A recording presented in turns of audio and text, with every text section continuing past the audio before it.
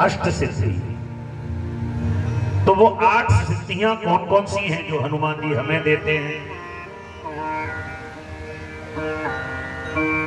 उन 8 सिद्धियों के जो नाम हैं वो जरा ध्यान देना आप। हनुमान प्रसाद पोद्दार जी ने जो हनुमत अंक बनाया है इसमें इसकी विवेचना की है। सबसे पहली 8 सिद्धियों में पहली सिद्धि का नाम है अड़िमा। अभी इसका विश्लेषण करेंगे कि इनका भाव क्या है। पहली सिद्धि है अड़िमा, दूसरी सिद्धि है महिमा, तीसरी सिद्धि है गरिमा, चौथी सिद्धि है लघिमा, पांचवी सिद्धि प्राप्ति, छठवीं सिद्धि प्राकाम्य, सातवीं सिद्धि ईशित्व, सातवीं, और 8वीं वसित्व। ये 8 सिद्धियां हैं। ये 8 सिद्धियां हमें प्राप्त होती हैं कब? जब निरंतर बालाजी महाराज के सम्मुख बैठ करके जो ये पढ़े हनुमान चालीसा और होए सिद्धे साखी गौरीसा। जो हनुमान जी के सामने बैठ करके नित्य प्रति हनुमान चालीसा का पाठ करता है उसे इन 8 सिद्धियों की प्राप्ति होती है। अब इनका भाव समझ लें कि ये सिद्धियां है क्या। देखिए, अड़िमा और लघिमा, इन दोनों सिद्धियों को एक भाव से ही हम प्राप्त कर सकते हैं। ये हनुमान जी के अंदर थी अड़िमा और लघिमा। अड़िमा और लघिमा का विश्लेषण क्या है कि जो सागर को भी पार कर जाए, ध्यान देना, जो सागर को पार कर जाए और द्वार पर बैठे हुए द्वारपाल को मार करके, दंड दे करके और अपने स्वामी का कार्य करके चला आए, उसको अड़िमा और लघिमा कहा जाता है। हम कहीं भी अगर जाएंगे तो कितना भी बड़ा से बड़ा दुख रूपी समुद्र हमें क्यों न मिल जाए, लेकिन हनुमान जी की शरण में अगर हम हैं तो हम उस दुख रूपी समुद्र को पार कर दें। और हमसे लड़ने वाला कोई कितना भी बलशाली क्यों न बैठा हो, हम उसको मार गिराएंगे। 2 सिद्धियां इसमें सिद्ध होती हैं। एक है महिमा, रावण की सेना को क्षण में ही नष्ट कर देना। ये किसके हाथ में था? ये केवल हनुमान जी के हाथ में था। हाथिन सो हाथी मारे, घोड़न सो मार घोड़े। हाथी अगर आता तो हाथी उठा करके हाथी में दे मारते, न अस्त्र शस्त्र की जरूरत उन्हें, उन्हीं का हाथी उठाते और उन्हीं के हाथियों में दे मारते। जो हनुमान जी की सेवा करता है उसको ये महिमा नाम की जो सिद्धि है ये प्राप्त होती है। और जब ये मार दिए तो हनुमान राम जी ने स्वयं इनकी तारीफ की। अगर हम हनुमान जी की सेवा करते हैं तो राम जी हमारी तारीफ करेंगे, मान राम जी की दृष्टि हमारे ऊपर रहेगी रहेगी। ये महिमा नाम की सिद्धि हमें प्राप्त हो। चौथी है प्राप्ति। सभी बंदर भालुओं को भेजा गया, सभी बंदर भालुओं को भेजा गया, लेकिन जानकी का दर्शन प्रथम किसे प्राप्त हुआ? हनुमान जी महाराज को। अगर हम हनुमान जी की शरण में रहेंगे तो हमें वह भगवान से मिला जाए। ये चौथी सिद्धि है प्राप्ति। परमात्मा की छवि की प्राप्ति करनी है, परमात्मा का दर्शन प्राप्त करना है या परमात्मा की कृपा प्राप्त करनी है तो पहले हमें हनुमान जी की प्राप्ति सिद्धि को प्राप्त करना पड़ेगा। और प्राप्ति सिद्धि मिलेगी उनकी सेवा करने से। आगे है प्राकाम्य। सिद्धि की प्रतिष्ठा होने पर भी साधक जिस वस्तु की इच्छा करता है वह उसे उचिर प्राप्त होती, उपलब्ध होती है। हनुमान जी की सेवा करने वाले लोगों को आपने देखा होगा, जो वास्तविकता में बालाजी की ज्यादा सेवा करते हैं उन लोगों को देखना, उनके चेहरे की आकृति कुछ बदली हुई मिलेगी आपको। और जो वास्तविकता में उनकी सेवा में निपुण हो जाते हैं वो जो कह देते हैं, जिसके ऊपर वरद हस्त रख देते हैं, समझ लो उसे उसी वस्तु की प्राप्ति हो। इसके आगे है ईशित्व। कितने सैनिक थे, कितने सेवा करने वाले थे, अनेक, लेकिन ईशित्व किसे प्राप्त हुआ? सबसे बड़ा सेवक हनुमान कौन हुआ राम जी का? श्री हनुमान जी महाराज। और हनुमान जी और शास्त्र कहता है कि जो हनुमान जी की सेवा करता है तो हनुमान जी खुद पीछे हट जाते हैं, सेवक को आगे कर देते हैं, तू चल भगवान से चल करके ले। और अंत में आती है एक 7वें नंबर पर आती है गरिमा। गरिमा हमें कभी अहंकार नहीं करना चाहिए। हनुमान जी महाराज एक बार गंधमादन पर्वत पर के किनारे एक भाग में लेटे थे, उनकी पूंछ बड़ी हुई थी। तो भीम ने आकर के कहा, महाराज ये अपनी पूंछ हटाओ, ए वृद्धमानव ये अपनी पूंछ हटाओ। तो उन्होंने कहा कि ये पूंछ हमसे उठाई नहीं जाती, हम तो वृद्ध हो गए। तो भीम ने कहा ये कोई साधारण पूंछ है, मैं ही उठा के फेंक दूंगा। और जो हाथ लगाया, अरे राम रे राम, भीम उस पूंछ को हिला भी नहीं पाए। भीम उस पूंछ को हिला भी नहीं पाए। इतनी गरिमा है इनकी पूंछ की। भगवान के भक्त की पूंछ को साधारण मत समझ लेना। ये पूंछ की कथा कल भी आई थी। और जिसकी जितनी लंबी पूंछ उतनी उसकी उतनी बड़ी पूंछ। हाँ। और अंत में आती है वशिष्ठ। हनुमान जी अखंड ब्रह्मचारी हैं। हनुमान जी के लिए शास्त्रों में अखंड ब्रह्मचारी शब्द आया है। अब यहां मैं एक बात और कहना चाहूंगा, जो पूर्ण जिनेंद्रिय हैं, हनुमान जी की सेवा करने वाले को ब्रह्मचर्य का पालन जरूर करना चाहिए। जब तक हम उनकी सेवा में तटस्थ हैं, हमें ब्रह्मचर्य का ब्रह्मनिष्ठावान होकर के पालन करना चाहिए। अब कल यहाँ एक मानसिक प्रश्न आया था कथा के बाद में, हम लोग जब यहाँ बैठे थे तो बोले, महाराज कुछ माताएं ये पूछती हैं कि हमें हनुमान जी की सेवा करनी चाहिए या नहीं। ये बहुत अच्छा प्रश्न है। तो हमने कहा यही उत्तर दे दें कि कल कथा में। बोले कल कथा में देंगे तो और अच्छी बात है, सबको सुनने को मिलेगा, सबको सुनने को मिलेगा। मेरी माताओं, मेरे भाइयों, हम भगवान के सामने बहुत सूक्ष्म हैं। हम परमात्मा के सामने अंश मात्र हैं। कौन कहता है कि हनुमान जी की सेवा नहीं कर सकती? सेवा कर सकती हैं हनुमान जी की। लेकिन मेरी माताओं, जिस समय भगवान हनुमंत लाल को देखिए, आप कहीं भी देखिएगा, जहां मंदिर में जाएंगे तो हनुमान जी को अंग वस्त्र पहनाया जाता है ना, लंगोट पहनाया जाता है। तो कभी मेरी माताओं से निवेदन है, कभी आप अपने हाथों से हनुमान जी के वस्त्र को न बदलें, क्योंकि हनुमान जी के यहाँ अखंड शब्द लिखा है। अखंड, ये अखंड ब्रह्मचारी हैं। और अखंड ब्रह्मचारी जहां हो वहां नारी की दृष्टि पड़ना भी उस समय, कब? जब वस्त्र बदले जा रहे हो, उस समय शोभनीय नहीं है। वैसे तो हम सब उनके बालक हैं भाई, हम तो परमात्मा की संतान हैं। भगवान कृष्ण ने जो वस्त्र हरण किया था, उस समय लोग कहते हैं कि भगवान ने ऐसा निंदनीय कर्म क्यों किया। अरे भगवान ने निंदनीय नहीं, पहली बात तो यह है कि कन्हैया ने जब वस्त्र हरण किया, उस समय मेरे कृष्ण की उम्र 5.5 वर्ष की थी। और 5.5 वर्ष के बालक में कोई दूषित वासना हो सकती है? नहीं। दूसरा भाव, कृष्ण है ईश्वर, गोपी है जीव, और वस्त्र है अविद्या। कृष्ण रूपी ईश्वर ने गोपी रूपी जीव के अविद्या रूपी आवरण का हरण किया, केवल और केवल ज्ञान कराने के लिए। बोली जैसे मैंने आपके वस्त्र उठाए हैं, ऐसे कोई और भी तो ले जा सकता है। और तीसरी बात पर आ जाए तो यहाँ आके सब कुछ ही समाप्त हो जाएगा। समर्थ को नहीं दोष गोसाई, समर्थ को नहीं दोष गोसाई, रवि पावक सुर सर की नाई, रवि पावक सुर सर की नाई। समर्थ को नहीं दोष गोसाई, परमात्मा सामर्थवान है, हम सब तो उनके अंश मात्र हैं, उनके सामने हम कुछ भी नहीं है।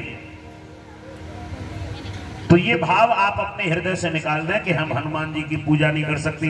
मैं ये थोड़ी कह रहा हूं कि आप ब्रह्मचारी मान के करो, आप तो बाल रूप के दर्शन करो ना। भगवान से हमारा रिश्ता होना चाहिए। और रिश्ता कैसा हो? कोई पुत्र का रिश्ता बनाता है, कोई पिता का रिश्ता बनाता है।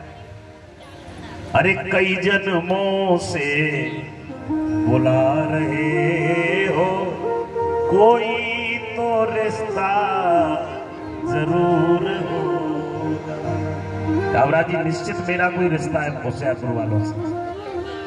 लगातार 5वीं बार आने का मतलब ये कोई रिश्ता उभर के आ रहा है। कई जन्मों से, जन्म तो नहीं है लेकिन वर्ष तो हुई है, बुला रहे हो कोई तो नाता जरूर होगा। क्या नाता हो सकता है? हरिजन से हरिजन मिले, भगवान के प्रेमी से भगवान के प्रेमी का एक प्रेम से बढ़कर के और कोई नाता हो ही नहीं सकता, एक आनंद से बढ़कर के और कोई नाता हो ही नहीं सकता। इस नाते के आगे सारे नाते सूक्ष्म हैं, सब नाते छोटे हैं। इस नाते के तुम ही तो मेरी आत्मा हो और तुम ही तो मेरे परमात्मा हो। अरे कितने रिश्ते इन संग जोड़े, कोई निभाना जरूर होगा। कोई निभाना जरूर होगा। अनेक रिश्ते हैं तो भगवान से हमारे अनेक रिश्ते हैं और भगवान उन रिश्तों का निर्वहन करते हैं। तो ये अष्ट सिद्धियां हमें प्राप्त होती हैं अगर हम हनुमान जी की शरण में रहते हैं। अब नवनिधि का वर्णन हम कल करेंगे क्योंकि आज का एक बड़ा पावन प्रसंग है। हमारी मैया का निवेदन था तो उस निवेदन पर हम लोग खरे उतरे, ऐसा प्रयास करना चाहते हैं। लक्ष्मण भैया को जब शक्ति लगी तो हनुमान जी की इसमें अहम भूमिका है। भाई जिनकी हम कथा सुन रहे हैं उनकी अहम भूमिका रही। लक्ष्मण भैया जब मेघनाथ से युद्ध करने के लिए गए तो मेघनाथ ने शक्ति का प्रयोग किया, बाण का प्रयोग किया। और जब शक्ति का प्रयोग किया इन्होंने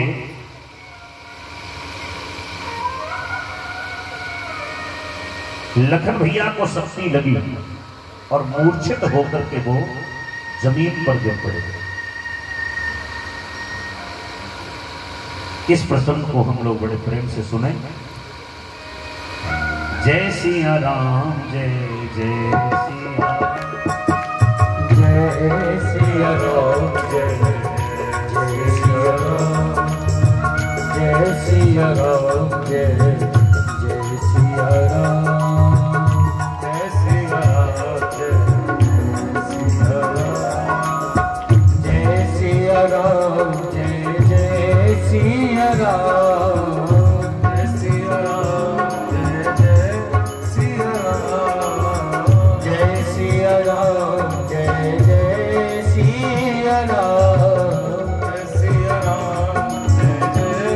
सिया राम, जय सिया राम, जय सिया राम।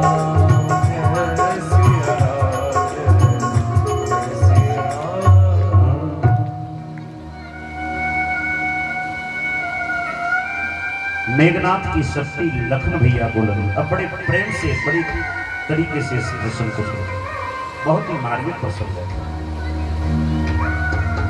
हनुमान जी ने कितनी कृपा की है, कितनी बार राम जी के परिवार पर अपने बल बुद्धि और विवेक के प्रयोग से राम जी तो कहते हैं कि हनुमान ने मेरे ऊपर कृपा की है, लेकिन हनुमान कहते हैं प्रभु कृपा दयालु तो नाथ आप हैं, हम तो कृपा के पात्र हैं।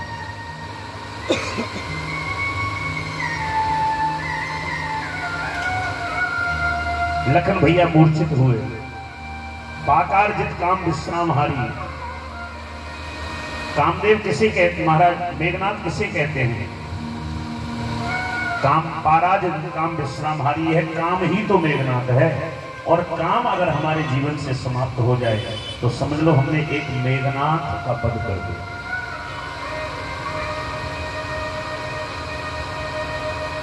लेकिन इसकी शक्ति किसे लगी? लक्ष्मण को। लक्ष्मण किसे कहते हैं? लक्ष्योन्मुखी मन, जो हमेशा अपने लक्ष्य की ओर बढ़ने का प्रयास करता रहे उसको लक्ष्मण कहा जाता है।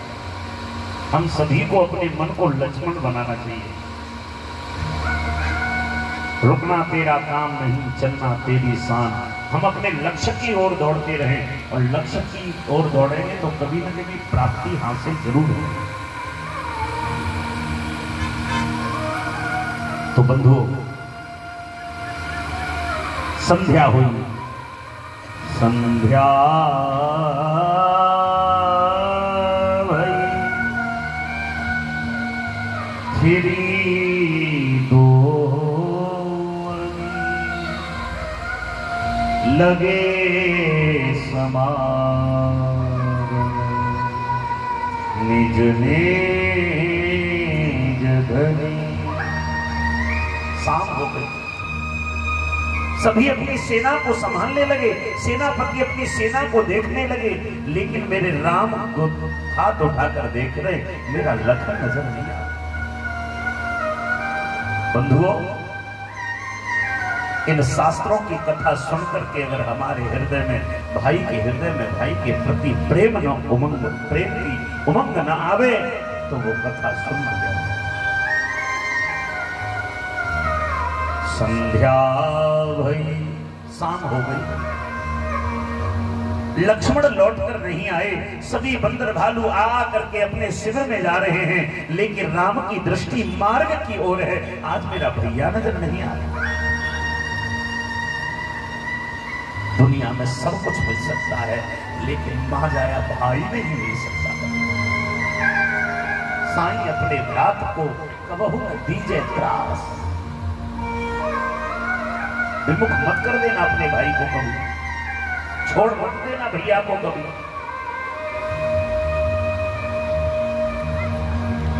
राम जी के नेत्र भर आए, आज मेरा लखन नजर नहीं आ रहा है। तब तक क्या देखा कि हनुमान जी महाराज अपने लखन भैया को अपनी भुजाओं पर लेकर के चले आए। भुजाओं पर लेकर के चले आ रहे हैं। राम की दृष्टि जब पड़ी, व्यापक ब्रह्म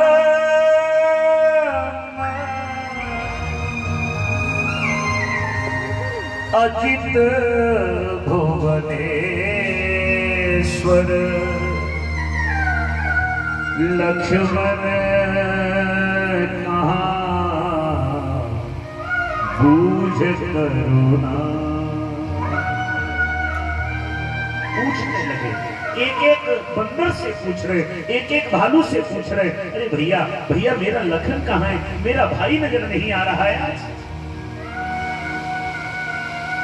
नेत्र सजल हो गए राघव के। हनुमान जी महाराज उठा करके गोद में चले आ रहे हैं। हनुमान साधु हैं, और साधु जिसको गोद में उठा ले उसे कहां लाकर छोड़ता है। हनुमान जी ने लाकर के लखन को राम की गोद में छोड़ दिया। साधु जिसको गोद में उठाते हैं उसे भगवान की गोद में ले जाकर के रखते हैं। राम जी ने जैसे लखन की ओर देखा, प्रभु बोले, लक्ष्मण लखन ये क्या हो गया। सभी बंदर भालुओं की नजरें नीचे को हो गई और कहा, प्रभु क्षमा करना, लखन भैया को मेघनाथ की शक्ति लगी है।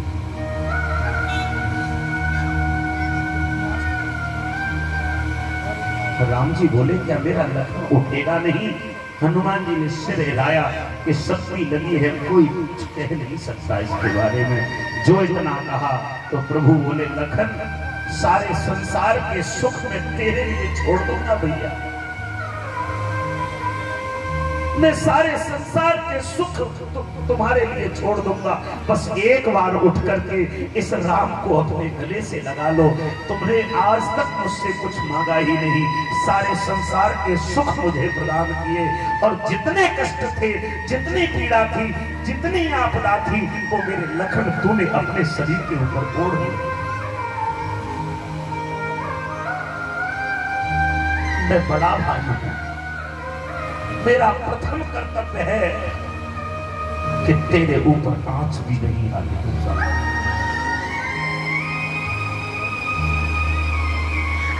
बंधु, आज हम छोटे छोटे से बंटवारे के कारण, चंद कागज के टुकड़ों के कारण अपने भाई को ठोकर मार देते हैं, त्याग देते हैं, बरसों तक उससे वार्ता नहीं करते हो। ये 4 दिन की जिंदगी है मेरे भाइयों, मत कभी त्रास देना अपने भाई को। राम जी कहते हैं, हनुमान कैसे भी करके मेरे लखन को पुनः वापस लाओ। सभी जननी के एक कुमारा, लोग कहते लखन तो 2 भाई थे, फिर ये एक कुमार शब्द क्यों लिखा है? बंधुओं, बाबा ने यहाँ शास्त्र में मतों का प्रयोग किया। एक का अर्थ एको नाप प्रधाने च, व्याकरण कहता है कि प्रधान को एक कहा जाता है, केवल को एक कहा जाता है, साधारण को एक कहा जाता है और समान को भी एक कहा जाता है। लखन, तुम तो अपने दोनों भाइयों में ज्येष्ठ हो, माता के प्रथम पुत्र हो। तुम तो माता के प्रथम पुत्र हो। लखन, अगर तुम जीवित नहीं हुए तो मैं भी अपने प्राण इसी रणभूमि में त्याग कर चला जाऊंगा। बंधु, भाई और भाई का प्रेम अगर कहीं से देखना है तो मानस को उठा